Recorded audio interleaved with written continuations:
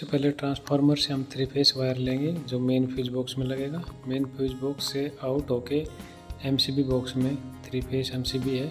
MCB से out करके हम स्टार्टर में लगाएंगे। जो ऊपर वाले पॉइंट उनमें इन होगा, नीचे वाले पॉइंट से आउट होके हमारी 3 फेस मोटर में लगेगा और ग्रीन बटन ऑन करने पे हमारी मोटर स्टार्ट हो जाएगी।